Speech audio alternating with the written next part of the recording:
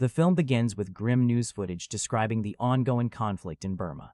The report reveals a brutal civil war where the ruling military is carrying out systematic violence against the Karen people, seizing their land and resources while crushing peaceful protests led by Buddhist monks. The images are disturbing, entire communities being torn apart under the weight of unchecked power. Far from this chaos, in Thailand, John Rambo lives a quiet, isolated life. He spends his days along the river, working with two locals to capture snakes that they later sell for cash. While moving through the brush, Rambo spots a cobra.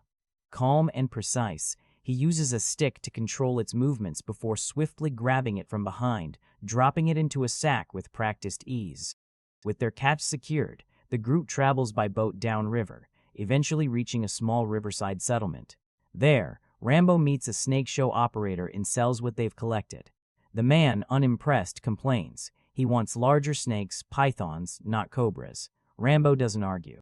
He simply ignores the demand, empties the bag into a cage, and walks away without a word.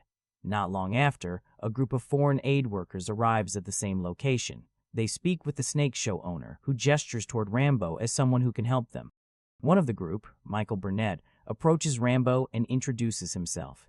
He explains that they're part of a church organization, traveling into Burma to deliver medical supplies and food to those affected by the conflict. They need a boat and a guide. Rambo listens but quickly shuts the idea down. He tells them bluntly that Burma is a war zone, not a place for unarmed volunteers. They're unprepared, and if they go, they won't survive. As far as he's concerned, the conversation is over. Later that evening, one of the volunteers, Sarah, seeks him out privately. She finds him in his living quarters and tries to change his mind. Her tone is calm but determined. Rambo, however, remains unmoved. He tells her plainly to go back home, where it's safe. Meanwhile, across the border in Burma, the reality of that war is shown in horrifying detail. A military truck stops in an open field, and soldiers force a group of civilians out at gunpoint. They're ordered to run. The ground beneath them is filled with landmines placed deliberately. Panic spreads as people sprint across the field, some triggering explosions that tear them apart, while others are gunned down without hesitation. The officer in charge, Lieutenant Tint, watches coldly as the chaos unfolds, giving orders without a hint of mercy. Back in Thailand, Sarah makes another attempt to reach Rambo. This time, she approaches him while he's working with metal, shaping tools with quiet focus. She tries appealing to his conscience, but he doesn't budge. His answer remains the same: he won't take them. Elsewhere, Lieutenant Tint leads a brutal nighttime assault on a village. Soldiers storm homes, dragging young boys away from their families to be forced into military service. Anyone who resists is threatened or worse. The terror is systematic, leaving nothing but fear in its wake. As night falls in Thailand, rain begins to pour. Rambo finishes his work and steps outside, letting the downpour wash over him. That's when he notices Sarah sitting alone in his boat, waiting. He approaches her, confused, and asks why she's still here. Sarah doesn't argue this time. Instead, she asks him something simple: why won't he help? Rambo finally opens up, though not in the way she expects. He tells her that people are inherently violent. They dress it up with words like country or cause, but at the core, it's all the same. Violence is what drives them. To him, taking them into Burma would be nothing more than leading them straight to their deaths, and he refuses to be part of that. His words hit hard, but Sarah doesn't back down. Before leaving, she tells him something that lingers. If he truly didn't care about people, he would have taken the job for the money and never looked back. The fact that he didn't means something. She reminds him that doing the right thing always matters, even when the outcome is uncertain. That thought stays with him. By morning, Rambo makes his decision. He agrees to take them. The group sets off by boat, heading toward Burma. Along the journey, Michael tries to keep everyone's spirits high, speaking optimistically about the difference they're going to make. Meanwhile, Sarah spends time talking with Rambo, asking about his past. There's a quiet connection forming between them, something Michael notices, and it clearly unsettles him. During their conversation, Sarah reveals that she and Michael are engaged. Still, she admits something about Rambo doesn't add up. For someone who claims to want nothing to do with people, he hasn't stopped moving forward. Something is still pushing him. As night falls, they reach Burmese territory. In the distance, lights flicker along the river, a port. Rambo recognizes it immediately as a pirate-controlled area. He warns everyone to stay silent and keep low. if they're careful, they might pass without being noticed. But they aren't that lucky. The pirates spot them and quickly move in, surrounding the boat. With no escape, Rambo pretends to cooperate, offering money in exchange for safe passage. For a moment, it seems like it might work until one of the pirates notices Sarah. Their intentions become clear. They demand to take her. That's when everything changes. Without hesitation, Rambo acts. In a matter of seconds, he eliminates the entire group with brutal efficiency. The river falls silent again, but the damage is done. Michael is shaken. What he's just witnessed goes against everything he believes in. He insists they turn back, that this mission is too dangerous. But Sarah refuses. She stands her ground, reminding everyone why they came in the first place. And once again, she convinces Rambo to keep going. The journey into Burma continues, but now there's no turning back. By the following morning, the group finally reaches their intended drop-off point along the river. Michael informs Rambo that his job is done, that from here they'll continue their journey on foot. His tone carries a hint of judgment, still unsettled by what happened with the pirates. Sarah, however, approaches Rambo one last time. Without many words, she hands him a small personal item, a pendant, something meaningful, something that quietly acknowledges their connection. Then she turns and leaves with the others. Rambo watches them go, then steers his boat back downriver alone. As he travels, he passes the remains of the pirate vessels drifting abandoned along the water. The sight lingers with him. Eventually, he docks one of the captured boats in a remote spot, pours gasoline over it, and sets it ablaze. Flames consume the vessel as he walks away, the explosion behind him echoing like an attempt to bury what he's done. At the same time, the volunteers move deeper inland and arrive at a small village. They begin distributing supplies, food, medicine, doing exactly what they came to do. Michael gathers a group of children and speaks to them, sharing a message of hope through a local translator. Nearby, Sarah steps into a hut where one of the volunteers is caring for injured children victims of the conflict. Many are permanently disabled, their bodies marked by the brutality of war. The sight hits her hard. It's no longer just a mission, it's real, and it's devastating. Then, without warning, everything collapses. Mortar shells rain down on the village, tearing through homes and scattering people in every direction. Panic erupts. Sarah grabs a child and runs, desperately searching for cover as explosions rip through the ground around them. Moments later, soldiers flood into the village. What follows is chaos and cruelty. Civilians are cut down without hesitation. Men, women, even children. Some are shot where they stand, others attacked at close range. A group of survivors attempts to escape toward the open fields, but a mounted machine gun tears through them before they can get far. Sarah manages to survive by throwing herself into the muddy rice fields, lying completely still, frozen in shock as the horror unfolds around her. When it's over, the village is reduced to ashes. The remaining volunteers are captured and taken prisoner. In the distance, Lieutenant Tint observes the destruction, watching the flames rise with cold satisfaction. Elsewhere, Rambo sits alone, turning Sarah's pendant over in his hand. Her words echo in his mind, refusing to fade. Not long after, the captured volunteers are transported to a military camp. They're locked away in crude cages alongside another prisoner known as Pigsty, a man who has clearly endured far too much already. Back in Thailand, Rambo is suddenly jolted awake from a nightmare. Standing before him is Arthur Marsh, a pastor from the Colorado church that sent the volunteers. He brings urgent news. There's confirmation that the group is still alive. A mix of mercenaries and Karen resistance fighters has gathered, but they need someone who knows the terrain. They need Rambo. Without hesitation, Rambo agrees. Before leaving, he asks the pastor to pray, not just for the volunteers, but for what's about to come. Then he gets to work, preparing himself the only way he knows how, by forging weapons. By morning, he's ready. Rambo sets out once again for Burma, this time accompanied by a team of hired mercenaries led by a man named Lewis. Their objective is simple: rescue the volunteers. As they travel upriver, tension builds among the group. The men argue openly, criticizing the volunteers' decision to enter such a dangerous region without protection. Rambo listens but says nothing. Even when Lewis tries to draw him into the conversation or provoke him, he remains silent.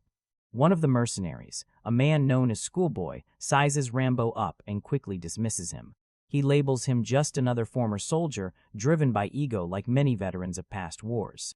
He mocks the idea of brute force, insisting that intelligence, not strength, is what will get the job done. Rambo doesn't respond. Meanwhile, back at the military camp, Lieutenant Tint peers down through the wooden slats of a holding structure. Below him, Sarah sits confined in a cage. She looks up and demands to know why they're being held, what purpose this serves, but Tint offers no explanation. His silence is as cold as his actions. Soon after, Rambo and the mercenaries reach the same riverbank where the volunteers originally disembarked. They expect to meet a larger resistance force, but instead only two figures step forward. One is a young man named Matt, the other is a boy he claims is an exceptional tracker. It's not what they hoped for. Rambo offers to go with them, but Lewis refuses. He orders Rambo to stay behind and guard the boat while the rest of the team proceeds inland. Reluctantly, Rambo stays. The squad moves into the jungle following Matt as their guide. Eventually, they arrive at the remains of the village the volunteers had visited. The destruction is overwhelming. Burned homes, scattered bodies, silence where life once was. The sight shakes the group. Some of the men begin to question whether they should continue at all. Others argue that turning back isn't an option. After a brief standoff, Lewis makes the call. They'll move forward cautiously, scout the military base, and retreat immediately if things go wrong. Just as they prepare to leave, an army truck rolls into the area. The squad quickly hides and watches as soldiers drag civilians from the vehicle. The captives are forced into a nearby field one riddled with hidden explosives. The soldiers order them to run, turning the entire situation into a cruel spectacle. The mercenaries watch in silence, unable or unwilling to intervene. But someone does. Out of nowhere, Rambo appears. Moving like a shadow, he begins eliminating the soldiers one by one using a bow. Each shot is silent, precise. Within moments, the threat is gone. The civilians, realizing their chance, flee the area. When it's over, Lewis is furious. He accuses Rambo of compromising the mission, of putting all of them at risk. He immediately calls for the operation to be aborted, but Rambo doesn't accept that. He confronts Lewis directly and makes it clear that the mission will continue, whether he likes it or not. With no real choice left, Lewis backs down. The team takes control of the army truck and continues toward the military base, with Matt guiding them through the dangerous terrain. This time, there's no hesitation. They're going in. Under the cover of night and heavy rainfall, the team reaches the military compound. Time is critical. The plan is simple. Get in, locate the prisoners, and get out within 15 minutes. Schoolboy climbs up into a tower, setting up his sniper position with a clear view of the camp. Below, Matt carefully drives the captured truck through the entrance, slipping past the guards without raising suspicion. Once inside, the squad quietly spreads out, each member moving into position. Inside the camp, most of the soldiers are distracted. A crude stage performance has their full attention, leaving parts of the base less guarded than usual. Using the opportunity, Rambo and the team begin searching for the captured volunteers. As Rambo moves deeper into the compound, he spots cages in the distance. What he finds is horrifying. One of the volunteers hangs lifelessly from a wooden frame, his body mutilated, partially consumed by pigs roaming nearby. The others are crammed into cages, barely alive. Rambo wastes no time. He breaks them free, helping Michael and another survivor out. He tells them to stay hidden and wait while he continues searching for Sarah. Elsewhere in the camp, the situation is just as grim. Soldiers begin harassing the female dancers from the performance. One of them drags a terrified girl beneath a hut. Before things escalate, Diaz steps in and kills the soldier, preventing something far worse. At the same time, Rambo notices a young boy being taken toward Lieutenant Tin's quarters. Beneath that same structure, he spots another cage, Sarah's. He moves toward it immediately. Meanwhile, the operation begins to unfold. From his elevated position, Schoolboy starts picking off guards one by one, clearing a path for the rest of the team. The squad quickly gathers the freed volunteers and starts guiding them out of the camp. But just as Rambo gets close to Sarah, a soldier arrives and pulls her away. Rambo pauses for only a second. Then he makes a decision. He tells Lewis to move the others out and continues alone. Lewis hesitates, but despite objections from both Schoolboy and Michael, he orders the retreat to begin. The group starts pulling back, escorting the rescued prisoners toward safety. Inside the camp, the soldier drags Sarah away, attempting to overpower her. Just as it seems she has no way out, Rambo appears, swift and silent, and eliminates the threat before anything happens. Now together, they attempt to slip out unnoticed, but their luck runs out. 2 sentries spot them and raise their weapons. Before they can fire, precise shots ring out. Schoolboy. He stayed behind, covering their escape from a distance. Both guards drop instantly. The group regroups and pushes forward, heading toward their extraction point. By morning, the camp is in chaos. The army discovers the escape and mobilizes immediately. Vehicles, soldiers, and tracker dogs are sent out in pursuit. As they move through the jungle, Rambo pauses briefly to tend to Sarah's injured foot, helping her keep moving despite the pain. Then, disaster strikes. Lewis steps onto a hidden landmine. The explosion echoes through the jungle, revealing their position. Lewis is thrown to the ground, his leg severely wounded. Michael rushes to his side, doing everything he can to help. Rambo knows what's coming. They won't outrun the army, not like this. So he makes another decision. He tells Sarah and Schoolboy to split off with him, drawing the pursuit away. He tears a piece of fabric from Sarah's coat, using it as a decoy scent. To make sure the soldiers follow him, Schoolboy fires a shot into the distance. The plan works. Lieutenant Tint is alerted and immediately calls in reinforcements, including a patrol boat. The tracker dogs pick up the scent and begin following Rambo instead. Now alone, Rambo runs deeper into the jungle. As he moves, he stumbles upon something unexpected, an unexploded bomb from World War II. Without hesitation, he sets a trap. He rigs a claymore to the bomb and carefully conceals it beneath leaves and debris. Moments later, the pursuing soldiers arrive. The trap is triggered. A massive explosion tears through the jungle, sending shockwaves in every direction. The blast not only wipes out a large portion of the pursuing force, but also forces the approaching boat to veer away, buying the others precious time. Meanwhile, Sarah and Schoolboy reach the extraction point, but what they find is worse than expected. The squad has been captured. They're lined up under heavy guard with a mounted machine gun aimed directly at them. Lieutenant Tint stands before them, preparing to execute the prisoners one by one. Just as the first shot is about to be fired, Rambo returns. He bursts onto the scene, seizing control of a nearby jeep. Without hesitation, he turns the mounted gun on the soldiers, unleashing chaos across the battlefield. Gunfire erupts from all sides. The squad fights back, seizing weapons and engaging the enemy. From a distance, Schoolboy provides cover, taking down targets with deadly precision. Lewis, despite his injury, pushes forward, leading the charge alongside Diaz. Then, an explosion. Diaz is caught in the blast and killed instantly. The fight intensifies. Lieutenant Tint advances through the chaos and executes one of the volunteers without hesitation. The act shakes Michael to his core. For the first time, he abandons his vow of nonviolence. When a soldier moves to attack Lewis, Michael steps in and kills him. The battle continues to spiral. Just as the squad begins to get overwhelmed, reinforcements arrive. Karen resistance fighters, led by Mine, storm into the battlefield, engaging the army with full force. The tide begins to turn. Amid the chaos, Lieutenant Tint attempts to escape. At the same time, an army boat arrives and opens fire with heavy weapons. The barrage hits Rambo, knocking him off the jeep. For a moment, it seems like he's down. But he gets back up. He destroys an incoming truck, then redirects his fire toward the boat, killing its helmsman and disrupting its attack. At the same time, Schoolboy eliminates the machine gun operator, and Matt fires a rocket launcher, destroying the boat entirely. Rambo spots Tint trying to flee. He goes after him. The chase is short. Rambo catches him and ends it brutally. With their commander dead and their forces shattered, the remaining soldiers retreat. Silence begins to return. Realizing the fight is over, Sarah runs toward the riverbank, searching desperately for Michael. She finds him alive, tending to the wounded.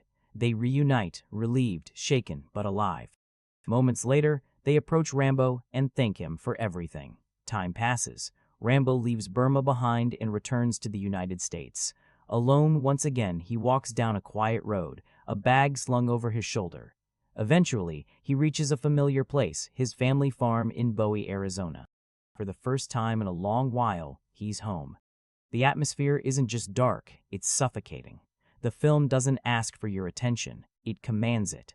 What makes this opening so effective is how deliberately it strips away illusion. There's no glamour here, no cinematic distance that lets you observe safely from afar. The imagery feels harsh, almost documentary-like at times. Brief, impactful moments of suffering, fear, and instability that establish the emotional baseline for everything that follows. Before the first major action sequence even begins, the film has already told you what kind of world this is. And that changes how you experience everything else. Because when Rambo finally appears, he doesn't arrive as a hero stepping into danger. He's already standing on the edge of it, living quietly, detached, almost invisible, but surrounded by the same atmosphere the opening just established. The world hasn't changed. He's just trying not to be part of it anymore. That contrast is crucial. The opening doesn't just introduce a setting, it builds pressure. It creates a sense that something serious is inevitable. You're not wondering if conflict will escalate. You're waiting for when and how far it will go. And when the missionaries enter this world carrying hope and purpose into a place defined by instability, the tension becomes immediate. Because you already understand what kind of story this is, and that's the brilliance of the film's opening. It prepares you, not for adventure, not for heroism, but for confrontation. It sets a tone that is heavy, relentless, and deeply uneasy. It tells you that whatever comes next will not be simple, not be comfortable, and definitely not be safe. By the time the story truly begins, the atmosphere has already done its job. You're not watching from a distance anymore. You're inside it. What makes Rambo 2008 so fascinating and at times so divisive is not just what it shows, but what it struggles to define. Because this is a film caught between two very different identities. On one side, there's a clear attempt to return to something more serious. You can feel it in the way the story is framed. The setting is grounded in real hardship. The atmosphere is heavy. The character of Rambo himself is quieter, older, more reflective. This isn't the unstoppable action icon charging forward for spectacle. This feels like a man who understands the cost of conflict and carries it with him. There are moments where the film slows down just enough to suggest something deeper. Moments where it hints at themes of morality, guilt, faith, and the idea that maybe confrontation isn't something to celebrate, but something to endure. In those moments, it almost feels like the film is trying to reconnect with the emotional weight of First Blood. But then, it shifts, and suddenly, everything changes. Because the other identity of this film doesn't hold back, it surges forward, the restraint disappears. The reflection gives way to spectacle.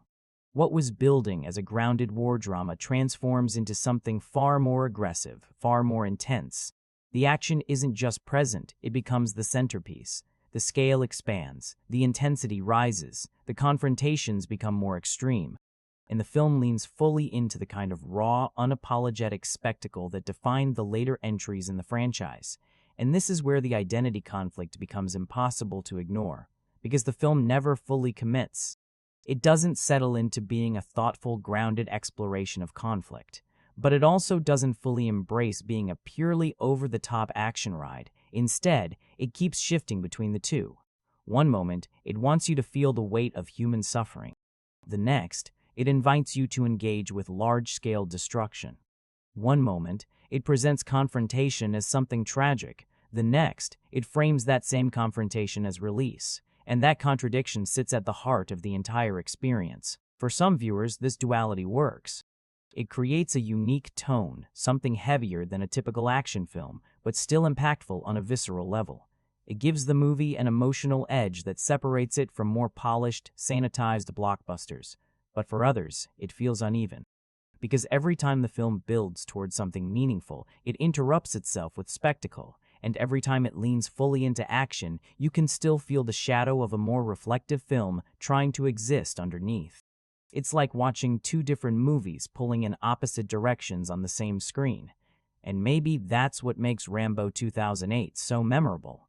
Not because it perfectly balances those identities, but because it doesn't. Because in that clash between reflection and intensity, between message and spectacle, you see exactly what this film is struggling with. It's not just telling a story about conflict, it's trying to figure out how that story should be told. If there's one thing Rambo 2008 makes impossible to ignore, it's the intensity of its action, not just the presence of it, the scale of it, the force of it, the way it refuses to soften, cut away, or give you space to recover. This isn't the kind of action where impacts happen quietly in the background. This is impact you notice, consequences you feel. Every confrontation is pushed to a level that feels almost overwhelming, and that's exactly the point, because this film doesn't treat action as background noise, it makes it the experience, shock as a tool. From the very beginning, the movie uses shock deliberately. It presents harsh situations in a way that's meant to unsettle you first. The suffering of civilians, the harsh conduct of authority figures. It's not stylized or heroic. It's raw, difficult, uncomfortable, and that discomfort matters because the film is building something. It's creating pressure inside the audience, a sense of frustration, a sense of helplessness. You're not just observing these moments, you're being asked to sit with them. And then, it shifts. From tension to release, when Rambo finally steps in, the tone of the action changes. The intensity doesn't decrease, it escalates. But now, it's directed, focused, controlled by a single force. And suddenly, what was difficult to watch becomes release. The same level of impact that felt overwhelming at the start now feels like a response. Like the film has been building pressure inside you, and now it's letting it break. That's why the action works for so many viewers. Not because it's clean or simple, but because the film builds toward it. When excess becomes the identity, but here's the turning point. There comes a moment where the action stops being a tool and becomes the identity of the film. It keeps escalating. Bigger confrontations, more destruction, more intensity, stronger impact, and eventually it crosses into something else. Not necessarily worse, but different. Because at that point, you're no longer reacting emotionally, you're reacting physically. The film becomes less about what it's expressing and more about how strongly it can hit. For some viewers, that's exactly what they came for. For others, that's where the film loses balance. Realism versus spectacle. What makes this even more complex is how the film blends realism with exaggeration. On one hand, the action feels grounded, raw, immediate, almost documentary-like in its intensity. On the other hand, it's pushed so far that it becomes larger than life, almost surreal at times. And that contradiction defines the experience. It's too intense to ignore, too exaggerated to fully accept, and too relentless to step away from. The final impact. By the time the film reaches its peak, when Rambo pushes the confrontation to its absolute limit, the action has become something else entirely. Not just spectacle, not just shock, but expression through scale. It's overwhelming, it's unapologetic. It's designed to leave an impression that doesn't fade easily. Whether you see it as powerful, unsettling, engaging, or excessive, one thing is certain: Rambo 2008 doesn't approach intensity cautiously, it commits to it fully. Beneath all the large-scale action, beneath the chaos, beneath the sheer intensity of Rambo 2008, there's a question the film keeps returning to. A question it never fully answers, but never lets go of. What is the right thing to do in a world where doing nothing means people suffer? Because at its core, this isn't just a rescue story. It's a clash between two completely different beliefs about how the world works. Two opposing worlds. On one side, you have the missionaries. They believe in helping, in healing, in stepping into danger not with force but with purpose. They carry aid, not aggression, faith, not confrontation. To them, violence isn't just wrong, it's something that should never be the answer. And then there's Rambo, a man who has lived through conflict long enough to stop believing in ideals that don't survive reality. To him, the world is simple. People harm others. And sometimes, the only way to stop that is to confront it directly. The clash that drives the story. This is where the film finds its tension.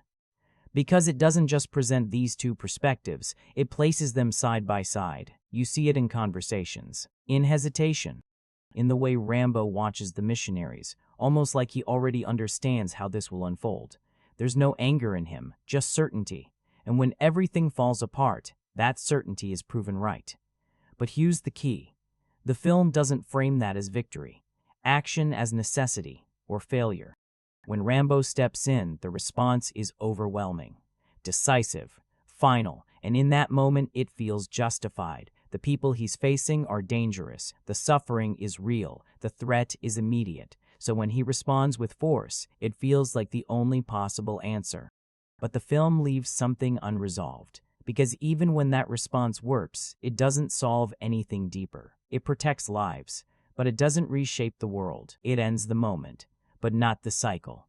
the question the film won't answer. That's where the moral conflict lingers. Is Rambo right, or is he simply necessary? Is force justified because it works, or does it remain a problem even when it feels unavoidable? The missionaries represent hope. Rambo represents reality, and the film never fully chooses between them. A conscience beneath the action. What makes this even more compelling is that Rambo himself isn't portrayed as someone who takes pride in what he does. There's no celebration, no sense of triumph, just acceptance.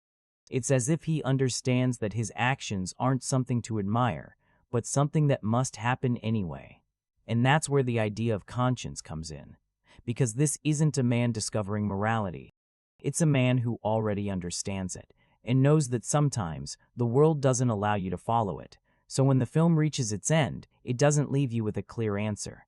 It leaves you with tension, between what should be right and what actually works, between faith and survival, between the idea that force is wrong and the reality that sometimes it's the only thing standing between life and loss. And maybe that's the most honest thing Rambo 2008 does. It doesn't resolve the moral conflict, it simply makes you sit with it. John Rambo in Rambo 2008 is not the same man you remember. He's older now, slower in presence, but not in capability. The strength is still there, the precision is still there, but something else has taken its place, something heavier: silence. A man who didn't escape conflict. He carried it with him. When we first see him, he's not in the middle of action. He's not leading missions. He's not even trying to be noticed. He's alone, living near the river in Thailand, catching snakes, repairing boats, taking on work that requires no connection, no conversation, no responsibility beyond getting through the day. It looks like peace, but it doesn't feel like it. Because this isn't a man who found a new life. This is a man who stepped out of one and never replaced it. Conflict didn't leave Rambo. It settled inside him. Isolation as a choice and a consequence. What defines this version of Rambo isn't just his past, it's how he lives with it. He doesn't speak unless necessary. He doesn't explain himself. He doesn't try to be understood. It's not arrogance. It's not mystery. It's distance. Almost like he's learned that connection leads to loss, and silence is safer. But there's something deeper in that isolation. It's not just that he wants to be alone. It's that he doesn't believe he belongs anywhere else. The reluctance that reveals everything. When the missionaries ask for his help, his first instinct is refusal. Not because he doesn't care, but because he understands what they're stepping into. He's seen it before, lived it, survived it. And he knows something they don't. Good intentions don't always hold up in places like that. So when he eventually agrees, it's not a heroic decision, it's a reluctant one. And that reluctance says more about his character than any speech ever could. Instinct over emotion. Once the confrontations begin, something shifts, not emotionally, but instinctively. Rambo doesn't transform into a hero. He returns to what he already is: efficient, precise, unstoppable. There's no hesitation, no second guessing, no visible conflict in the moment. Because this is where he understands the world completely. Conflict is not chaos to him, it's clarity. A man built for high-stakes situations, and that's the most unsettling part of his character. Not that he's capable in extreme situations, but that he fits within them. The world outside conflict feels unfamiliar to him. Quiet life feels temporary, almost like a pause, not a destination. But in danger, in crisis, in large-scale confrontation, he becomes exactly what he was shaped to be, and he knows it. No glory, no celebration. What makes this portrayal powerful is what it avoids. There's no pride in what he does, no enjoyment, no sense of victory, just execution. Rambo doesn't act because he wants to. He acts because when situations escalate, he's the one who knows how to bring them to an end. And that's not something he celebrates, it's something he accepts. This version of Rambo isn't about transformation, it's about realization. A man who tried to step away from conflict only to discover that it never stepped away from him. He's not searching for purpose. He's not trying to prove anything. He already knows what he is, and that knowledge carries more weight than anything else he brings with him. If John Rambo is the still center of this film, then the supporting characters are the forces that pull him back into motion. They're not just there to fill space. They represent different beliefs, different attitudes, different ways of facing the same harsh reality. And through them, the film builds contrast. The missionaries, faith in a world that doesn't respond. Gently at the heart of the supporting cast are the missionaries, especially Sarah and Michael. They enter Burma with conviction, not force, not strategy, just belief, and that immediately puts them at odds with everything Rambo understands. Michael, in particular, comes across as forceful, almost too certain in his moral stance. He speaks with confidence, but sometimes that confidence feels disconnected from the environment around him. It's as if he's trying to persuade the world rather than understand it. And that's where his character becomes divisive, because instead of grounding the film's moral conflict, he sometimes feels like he's pushing it. Too hard, too directly. The intention is clear, but the execution doesn't always land. Sarah, the quiet strength. Then there's Sarah, and she works. Not because she says more, but because she says less. Where others assert their beliefs, she carries hers quietly. There's sincerity in her presence, a calm determination that doesn't feel forced, and more importantly, she connects with Rambo in a way that feels natural. She doesn't try to change him, she understands him.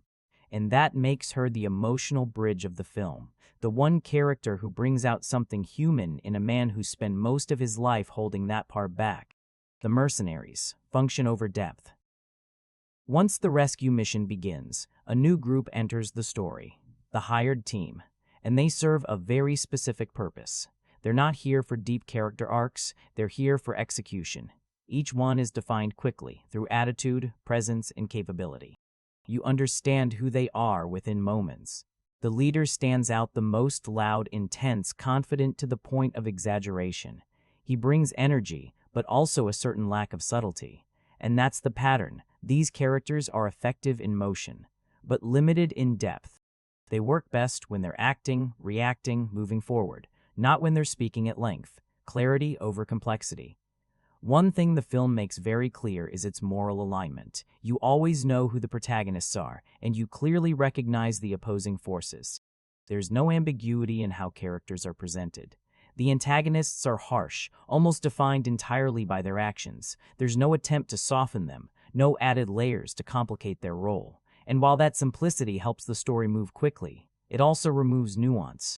The film doesn't explore character complexity, it prioritizes clarity, performance strength, presence over dialogue. When it comes to performances, the film works best when actors rely on presence rather than words, because the truth is, this isn't a dialogue-driven film. And whenever characters are given extended conversations, the cracks begin to show. Lines can feel forced, interactions can feel unnatural. The more the film tries to define its characters through speech, the less convincing they become. But when they're silent, when they're reacting, observing, enduring, that's when the performances feel real. The supporting characters in Rambo 2008 aren't designed to carry the film, they're designed to reflect it. Some represent belief, some represent action. Some represent the harsh reality of the world they're all moving through. Not all of them are fully developed, not all of them feel authentic all the time.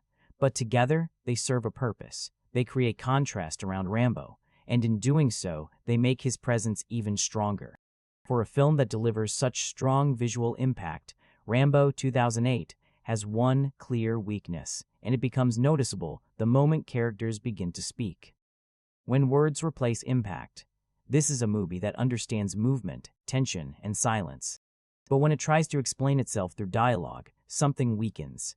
Conversations that are meant to carry weight about morality, belief, purpose, often feel forced, not because the ideas lack depth, but because the delivery lacks natural rhythm.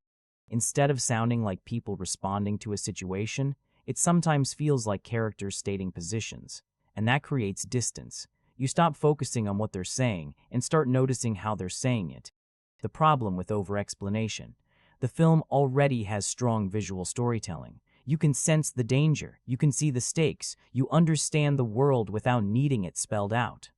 But then, dialogue steps in and tries to underline everything. Instead of trusting the audience, it explains what's already clear. Instead of deepening characters, it simplifies them, and in doing so, it weakens moments that could have been more powerful if left unspoken. Character introductions that feel mechanical. This becomes even more noticeable with group interactions, especially when new characters are introduced. Instead of emerging naturally, some characters feel presented, lined up. defined in quick, obvious strokes. You understand their roles immediately, but not in a way that feels earned. It's efficient, but it's not immersive. You recognize the roles without fully connecting to the people behind them, emotional moments that don't fully land. There are scenes where the film clearly aims for emotional depth, moments between Rambo and the Missionaries, conversations that hint at inner conflict, belief, and vulnerability.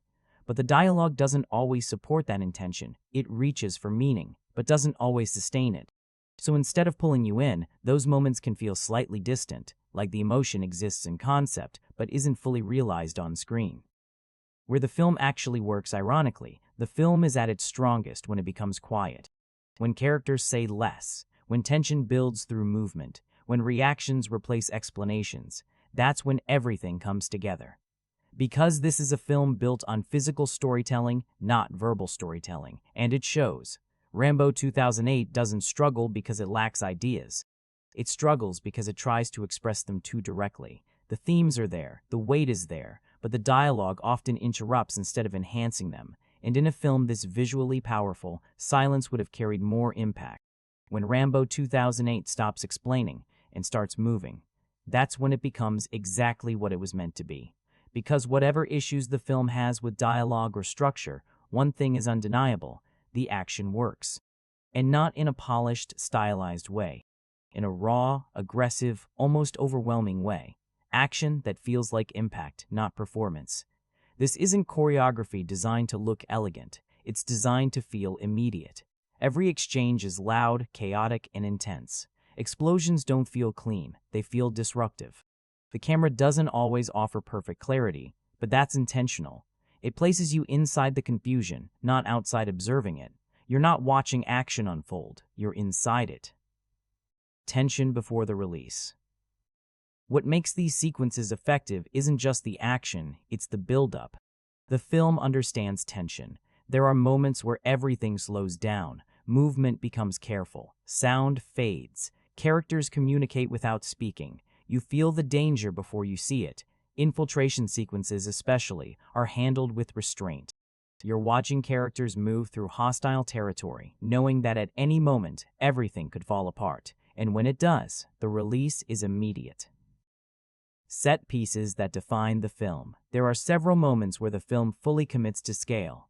Ambushes, jungle traps, close-range confrontations, explosive assaults. Each one raises the intensity. But then there's one sequence that stands above everything else. Rambo behind a mounted machine gun, and from that point on, the film stops holding back. What follows is not subtle, it's not restrained. It's not even trying to feel grounded. It's overwhelming force, relentless, continuous, almost unbelievable in scale. And yet, it works. Because by that point, the film has built enough tension, enough pressure that the release feels earned. Chaos with control. Even in its most chaotic moments, there's structure underneath. The film doesn't lose direction. You can still follow movement. You understand where characters are positioned. You feel the progression of the confrontation. That's not easy to achieve in sequences this intense. And it's one of the film's strongest technical achievements. Not elegant, but effective. This isn't refined action. It's not precise in the way modern blockbusters often aim to be. It's rough, loud, relentless. But that's exactly why it stands out. Because it doesn't try to make confrontation look clean. It lets it feel immediate, unsettling, real. The action in Rambo 2008 isn't just spectacle. It's the language the film communicates through most effectively. Every explosion, every ambush, every moment of tension builds toward one thing: impact. And when it arrives, it lands with force. One of the most noticeable aspects of Rambo 2008 is how uneven its rhythm feels. Not because the film lacks direction, but because it takes its time getting there and then arrives all at once. A slow, heavy beginning. The first half of the film moves differently than you might expect. It's quieter, slower, more deliberate. We spend time with Rambo in isolation. Time with the Missionaries. Time establishing the journey, the setting, the moral conflict. The film is trying to build atmosphere, to ground the story, to give weight to what's coming. But here's the challenge. That buildup doesn't always feel fluid. Some scenes linger longer than they need to. Dialogue stretches moments that could have been sharper. Character interactions don't always carry enough depth to justify the time spent on them, so instead of tension building naturally, it can feel like the film is holding itself back. You sense something is coming, but it hasn't fully begun yet, the turning point. Then, the shift happens. The moment the rescue mission truly begins, the film changes pace completely. The hesitation disappears, the focus sharpens, the story stops preparing and starts moving. And from that point forward, everything becomes more direct. Momentum takes over. Once the action begins, the film rarely slows down again. Sequences connect rapidly, movement becomes constant. The tension that felt distant earlier suddenly becomes unavoidable. It's no longer about setup. It's about execution. And this is where the film feels most confident. Because the simplicity of the story finally works in its favor.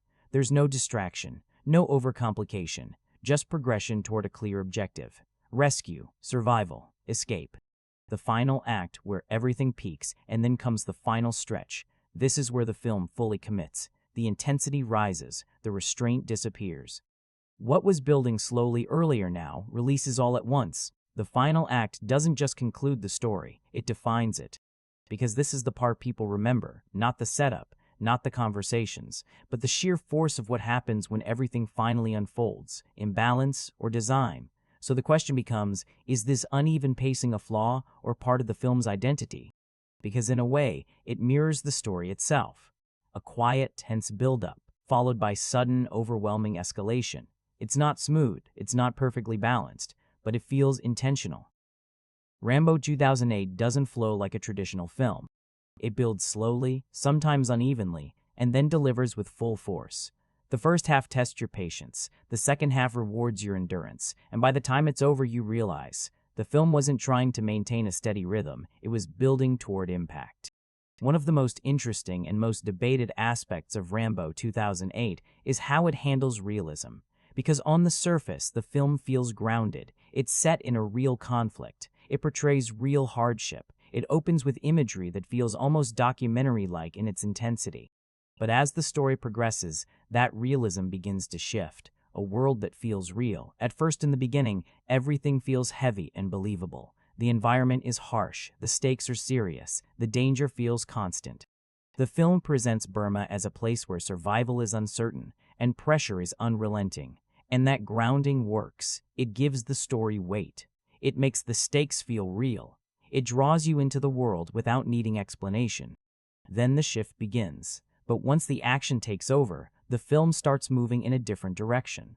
The realism doesn't disappear, but it stretches. Operations unfold with unexpected ease. Timing becomes convenient. Opposition reacts in ways that don't always feel consistent. Situations escalate quickly, sometimes without the resistance you might expect. And gradually, the film transitions from grounded tension to heightened cinematic logic. Rambo as the breaking point. At the center of this shift is Rambo himself, because everything around him may still look realistic, but his presence changes the tone. He moves through danger with a level of efficiency that feels almost unstoppable. He overcomes situations that would challenge anyone. And when the final act arrives, he doesn't just confront the threat, he overwhelms it. At that point, the film is no longer asking you to focus on realism. It's asking you to accept a different kind of truth, a cinematic one. Where logic starts to strain, there are moments where this becomes noticeable. Situations resolve faster than expected. Opposition overlooks things they realistically wouldn't. Plans succeed with less resistance than the environment suggests. You begin to see the gaps, not because the film hides them, but because it stops trying to. And for some viewers, that's where the experience starts to weaken. But here's the balance. At the same time, the film never fully abandons its grounded tone. The action still feels raw. The environment still feels dangerous. The consequences still feel physical. So you're left in a strange middle ground. It's grounded enough to feel serious, heightened enough to feel cinematic. What the film really chooses, and that's the key. Rambo 2008 doesn't aim for pure realism. It aims for impact. It uses realism to build the world, and exaggeration to deliver the experience. So if you approach this film expecting strict logic and accuracy, you'll notice the inconsistencies. But if you watch it understanding what it's doing, blending reality with myth, grounding with escalation, then it becomes something else. not a perfect reflection of conflict, but an intensified version of it, designed not just to show events, but to make you feel them.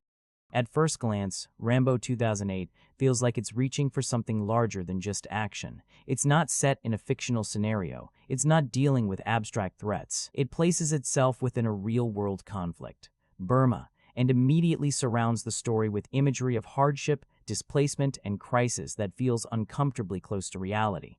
And that choice matters, because it creates expectation. An expectation that this film might be saying something more. Something about conflict, about intervention, about morality. But the question is, how far does it actually go? A real conflict, used as a backdrop. The film clearly wants the setting to feel serious. You see civilians caught in hardship. You see the consequences of conflict not just on fighters, but on entire communities. There's an effort to show that this isn't just a battlefield, it's a humanitarian crisis. And in those moments, the film feels grounded, it feels aware, but it doesn't stay there for long. Because once the story shifts into rescue mode, the political context becomes less central and more atmospheric. It sets the stage, but it doesn't drive the narrative, the anti-war. Question: there's often a claim surrounding this film that it carries an anti-war perspective, and in some ways, it does. The action is not clean, it's not traditionally heroic, it's not framed with idealism. The film presents conflict as chaotic, overwhelming, and deeply destructive. There's no illusion of honor here. But at the same time, this is also a film that delivers some of the most intense and impactful sequences in the franchise, and that creates a contradiction. Because while the film presents conflict as harsh, it also transforms response into spectacle. It acknowledges the cost of confrontation and then builds its most memorable moments around it. The simplicity of its worldview. Another reason the political layer feels limited is how clearly the film defines its sides. You always understand who the protagonists are, and you clearly recognize the opposing forces. There's no ambiguity in how characters are presented. The antagonists are harsh, almost entirely defined by their actions. The victims are innocent. The moral lines are drawn quickly and firmly, and that simplicity helps the story move forward. But it also removes complexity. The film doesn't explore systems, motivations, or deeper political structures. It doesn't ask why conflict exists. It shows what it looks like, and then it moves forward. Ambition, without full exploration. You can feel that the film wants to be more than just action. It introduces ideas about morality, about intervention, about the cost of doing nothing, but it doesn't stay with those ideas long enough to fully explore them. It touches them, then returns to movement, tension, and action, so the ambition is there. But the follow-through is limited. What the film actually achieves. In the end, Rambo 2008 doesn't become a political film. It becomes a film set within a political reality. And there's a difference. It uses the conflict to create urgency. It uses hardship to raise stakes. It uses realism to give weight to its action. But it doesn't fully engage with the deeper questions behind it. So is Rambo 2008 anti-war? In tone, sometimes. In message, partially. In execution, not completely. It shows you the harshness of conflict, but it also delivers the intensity of pushing back against it. It raises questions, but doesn't stay long enough to answer them, and maybe that's the truth of it. This isn't a film trying to explain conflict, it's a film trying to show what it feels like, and then leaving the interpretation to you. When you look at Rambo 2008 as a directed film, not just an action experience, you start to notice something important. Sylvester Stallone understands how to show things far better than he understands how to say them, and that distinction defines the entire experience. A director who thinks in images, not words. This is a film built on visual storytelling, not dialogue, not speeches, not extended explanations. When the movie relies on movement, framing, and atmosphere, it works. You see it in the jungle. You see it in the river sequences. You see it in the quiet moments before tension escalates. There are stretches where almost nothing is said, and yet everything is clear. The tension is visible. The danger is present. The emotion exists without being spoken. And in those moments, Stallone shows real control as a director. Control in chaos. Directing action at this level isn't easy. Rapid movement, explosive sequences, multiple characters shifting positions, it can quickly become disorienting. But here, even in chaos, there's structure. You understand where people are. You understand what's unfolding. You feel the progression of the scene. That's not accidental. That's direction. The power of silence. Some of the film's strongest sequences are the ones that avoid dialogue entirely. Infiltration scenes, movement through hostile territory, characters reacting instead of speaking. These moments feel focused, intentional, alive, because the film trusts its visuals. It doesn't need to explain fear when it can show it. It doesn't need to describe danger when it can place you inside it. And that's where Stallone's direction is at its strongest, where it starts to slip. But the moment the film leans into dialogue-driven scenes, the weaknesses become visible. Because while Stallone can construct powerful visual sequences, shaping emotional exchanges between characters is less consistent. Conversations feel stiff, scenes lose rhythm, the energy drops. It's not that the intention isn't there, it's that the execution doesn't always match it.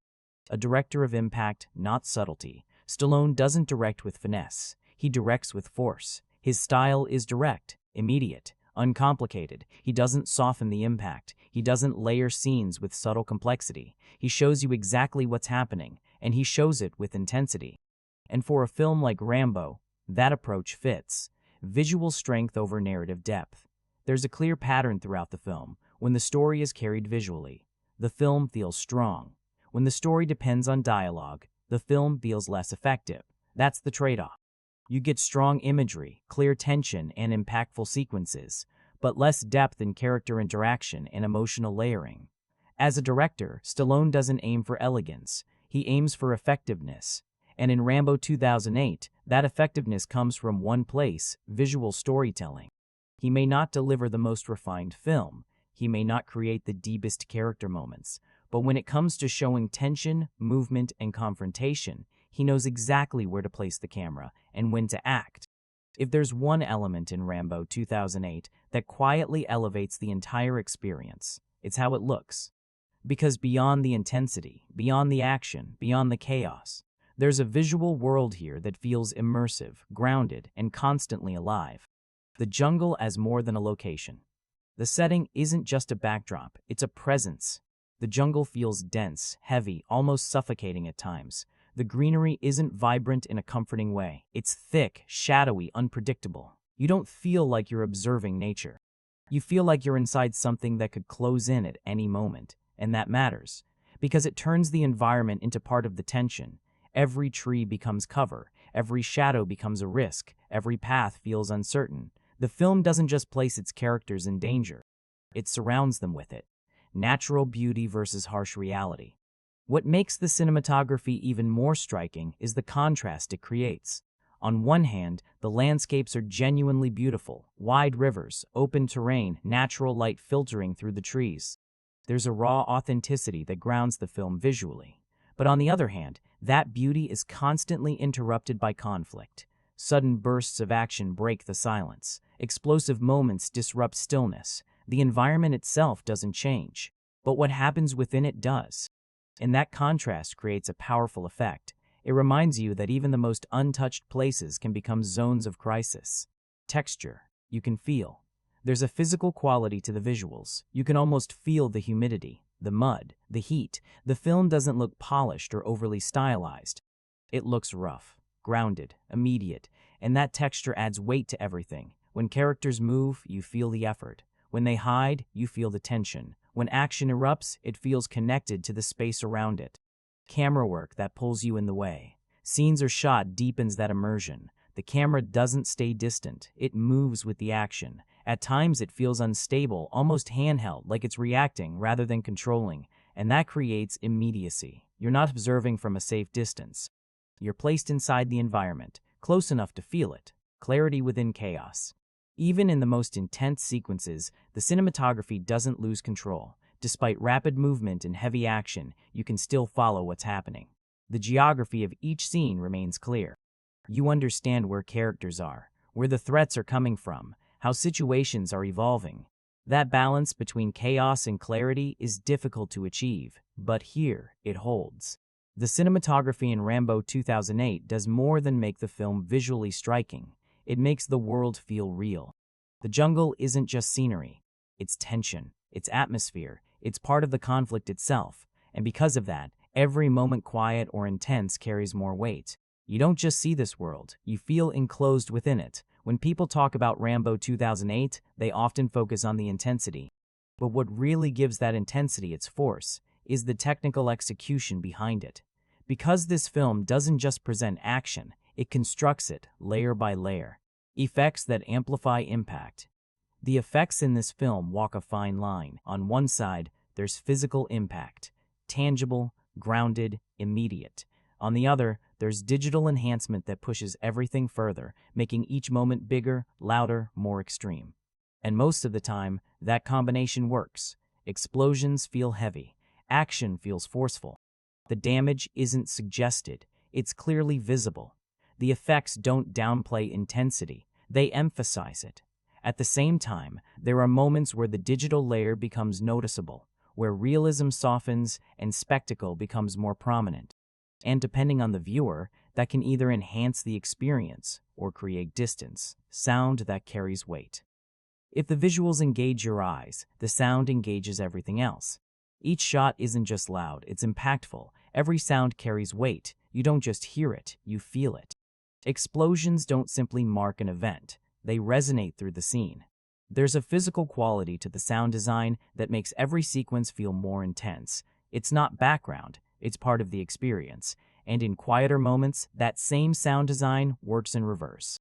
Silence builds tension. Ambient noise creates unease. The film understands when to be overwhelming and when to hold back. Music that drives momentum. The score supports the film without overpowering it. It builds tension. It adds momentum. It reinforces emotion where needed, but never distracts from what's happening on screen. When intensity rises, the music follows. When the film slows, the score allows space. It's subtle but effective. Precision in complexity. One of the most impressive technical achievements of the film is how it handles complexity. Multiple characters, overlapping movement, fast-paced sequences, action unfolding from multiple directions, and yet it rarely becomes confusing. You can still follow the flow. You can still understand the stakes. You can still track what's happening in real time. That level of control, especially in sequences this intense, is not easy. But here, it's handled with confidence. When technique becomes identity. At a certain point, the technical elements stop supporting the film and start defining it. Because the way the action is captured, edited, and delivered isn't just functional, it becomes the film's identity. The sound, the effects, the pacing of each sequence. All of it works together to create one thing: impact. Rambo 2008 isn't subtle in how it's constructed. It's loud, direct, intense. But beneath that intensity is a level of technical control that keeps everything cohesive. The effects push boundaries. The sound gives weight to every moment. The execution prevents chaos from becoming confusion. And because of that, when the film delivers, it doesn't just look powerful, it feels powerful. When Rambo 2008 arrived after nearly 2 decades, it wasn't just another sequel, it was a return. A return to a character that had already become a symbol. A return to a franchise that defined an era of action cinema, and more importantly, a return that had something to prove. Carrying the weight of the past, because this isn't a story starting from zero. This is the 4th chapter in a legacy that began with First Blood, a film that wasn't just action, but a character study, a story about trauma, identity, and a man struggling to find his place after conflict. Then came the sequels, bigger, louder, more expansive. Rambo evolved from a wounded veteran into a near-mythic force. So when this film arrives, it steps into 2 very different expectations. Some viewers want the depth of the original, others want the scale of the sequels. And Rambo 2008 tries to deliver both. A return to roots, but not completely. You can feel the film reaching back. There's a seriousness here, a darker tone, a version of Rambo that feels closer to the man from First Blood. Older, quieter, more burdened. But at the same time, the film doesn't leave behind what the franchise became. The scale remains. The intensity remains. The unstoppable nature of Rambo is still present. So instead of choosing one direction, the film blends them. It remembers where the character began, but doesn't forget what made him iconic. What's missing feels just as important. And yet, something feels different. Not just in tone, but in presence. There's a noticeable absence in this chapter, a figure who once grounded Rambo, balanced him, gave him someone to answer to. Without that presence, this version of Rambo feels more isolated than ever, not just physically, but emotionally. And that changes everything, because now there's no one guiding him, no one challenging him, no one holding him back. He exists entirely on his own terms. Legacy versus reinvention. What makes this film stand out within the franchise is that it doesn't try to reinvent Rambo. It doesn't reshape him for modern expectations. It doesn't adjust him to fit changing trends. Instead, it brings him back as he is and places him in a world that feels harsher, more grounded, more unforgiving. And that contrast works, because it shows that even after all this time, the character still belongs. A film for fans, but not only fans. If you grew up with the original trilogy, there's something familiar here. The tone, the structure, the presence of Rambo himself. It feels like a continuation, not a reset. But even for new viewers, the film doesn't rely entirely on nostalgia. It stands on its own as a direct, self-contained story. The past adds weight, but it isn't required to understand the present. Rambo 2008 isn't just about bringing a character back, it's about showing what remains after time has passed, what has changed, what hasn't, and what never will. It doesn't fully return to the emotional depth of the original. It doesn't fully embrace the scale of the sequels. Instead, it exists somewhere in between, a bridge between legacy and identity. And in doing that, it proves something important. John Rambo didn't just belong to the past. He endured beyond it. Before you even press play on Rambo 2008, there's one thing you need to understand. This film knows exactly what it is, and more importantly, it knows exactly who it's made for. Expectation versus reality. If you approach this expecting a deeply layered war drama, a complex political exploration, or a character-driven story built on subtle emotional shifts, you may feel the disconnect quickly. Because while the film touches on those elements, they are not what drive it. This is not a film built on nuance, it's built on impact. Who this film speaks to this is a film for viewers who want intensity, for those who don't just want action, but want to feel it, the kind of audience that appreciates raw, unfiltered storytelling, that doesn't need polished choreography or softened presentation, that understands that sometimes a film is less about explanation and more about experience. If you grew up with the earlier Rambo films, this will feel familiar, but sharper, harsher, more direct. If you enjoy high-stakes, relentless sequences where tension doesn't ease up, this is exactly your kind of film, who it might push away. At the same time, this film is not designed for everyone. If you're sensitive to intense imagery, this will be difficult to watch. If you prefer emotional depth over physical intensity, this may feel limited. If you're looking for clear moral resolution or reflective closure, the film won't provide it, and it doesn't try to. A film that doesn't compromise. What stands out is how committed it is to its identity. It doesn't soften its tone to reach a wider audience. It doesn't adjust its content to be more accessible. It remains exactly what it sets out to be, from beginning to end. And that's a deliberate choice, because instead of trying to appeal to everyone, it fully commits to a specific experience. Expectation shapes experience, and that's the key. Your experience with this film depends on what you expect from it. If you expect depth, you'll notice the gaps. If you expect intensity, you'll recognize the strengths. The film itself doesn't change, your perspective does. Rambo 2008 isn't trying to convince you. It isn't adapting to your expectations. It presents itself clearly and leaves the decision to you. If you're ready for something intense, direct, and uncompromising, you'll find exactly what you're looking for. If not, this may not be your kind of experience. When you strip everything back, past the debates, the contradictions, the intensity, Rambo 2008 still stands on something solid, because for all its flaws, it has real strengths, and when it leans into them, it becomes highly effective. Relentless, hard-hitting action first, and most obvious, the action delivers. Not in a polished, modern blockbuster style, but in a raw, forceful, almost overwhelming way. Every sequence feels heavy, immediate, direct. The film doesn't hold back. It doesn't slow down once it gains momentum. And when it reaches its peak, it creates moments that are difficult to ignore. This is action designed to hit, not just entertain, and it succeeds. Tension that builds and pays off. What makes the action stronger is the build-up behind it. The film understands anticipation. It knows when to slow down just enough to let tension form, to make you feel the pressure before it breaks, and when that release comes, it feels earned. That balance between build-up and payoff is one of the film's strongest elements. A powerful central character. At the center of everything is Rambo himself, older, quieter, more controlled. There's no need for extended speeches or dramatic declarations to understand him. His presence alone carries weight. You believe in what he does, not because it's explained, but because it aligns with who he is, and that restraint makes the character more compelling. Strong visual identity. Visually, the film stands out. The jungle feels real. The environment feels unpredictable. The cinematography draws you in rather than holding you at a distance.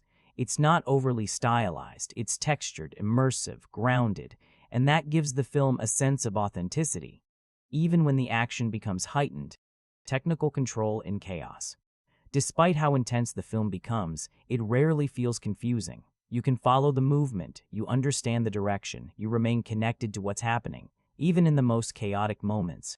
That level of control, especially in sequences this aggressive, is a major strength. Unapologetic commitment. One of the film's greatest strengths is its clarity of purpose. It doesn't hesitate, it doesn't dilute itself, it doesn't try to be something else. From tone to execution, it stays consistent with its vision, and that kind of commitment, even when divisive, is powerful. A return that feels earned. After years away, bringing back a character like Rambo could have felt unnecessary. But here, it doesn't. The film gives him a reason to return, a purpose that fits his journey. And even if the story is simple, the presence of the character still carries meaning. It feels like a continuation, not just a comeback. Rambo 2008 isn't perfect, but when it works with force. Through its action, its atmosphere, its central character, and its commitment to intensity, the film creates an experience that stays with you. Not because it's subtle, but because it's undeniable. For all the impact Rambo 2008 brings to the screen, there's no ignoring its weaknesses. And some of them stand out clearly. A story that feels secondary. At its core, the narrative is simple. Too simple. The setup is strong. But once the rescue mission begins, the story becomes more of a structure than a driving force. It doesn't evolve much. It doesn't surprise you.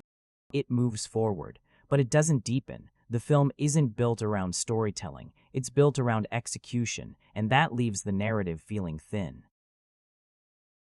Dialogue that holds it back. This is where the film struggles the most. Conversations can feel forced. Lines don't always flow naturally. Emotional moments are explained instead of experienced. Instead of adding depth, dialogue sometimes reduces it. The ideas behind the film are strong, but when characters try to express them, something gets lost, and you notice it.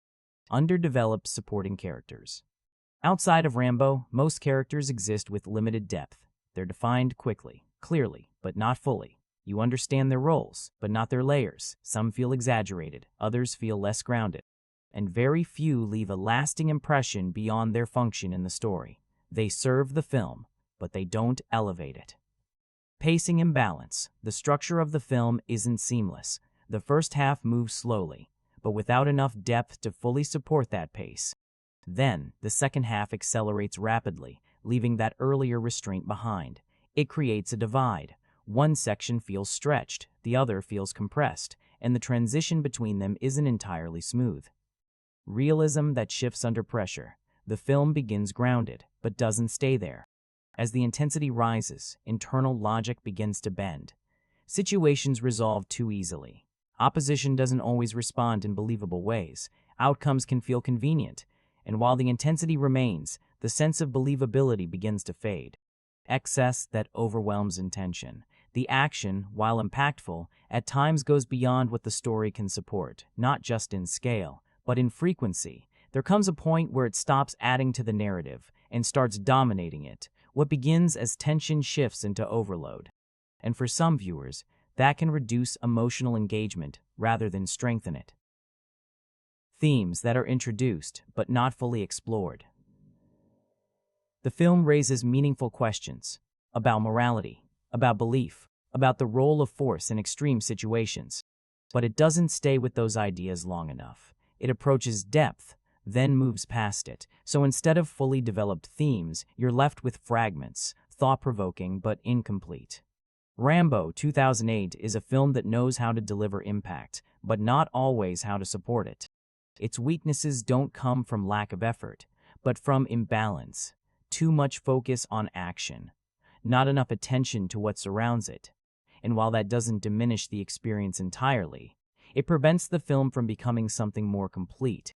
So when everything settles, when the intensity fades, the atmosphere clears, and the final moment lingers, what is Rambo 2008, really? A film of contradictions.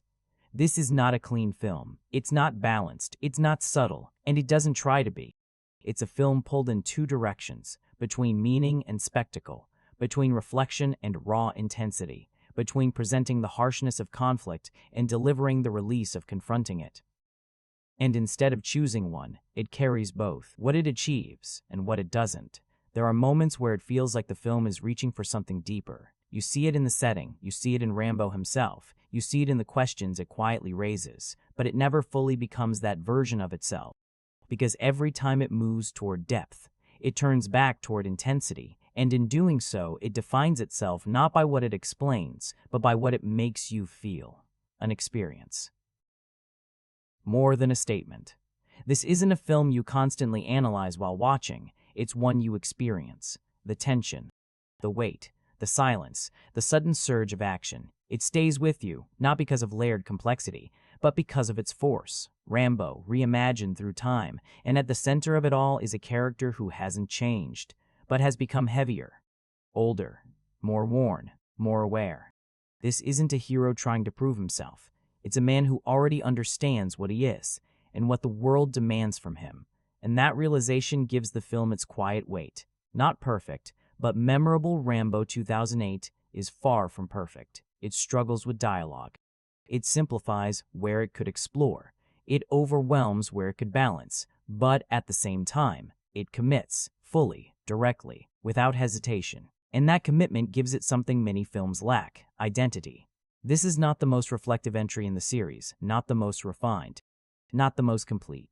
But it may be one of the most direct, because it doesn't pretend to be something else. It shows you a harsh world, and a man shaped by it, and then it leaves you with one final realization. Rambo didn't return to change. He returned to remind you, some conflicts don't end.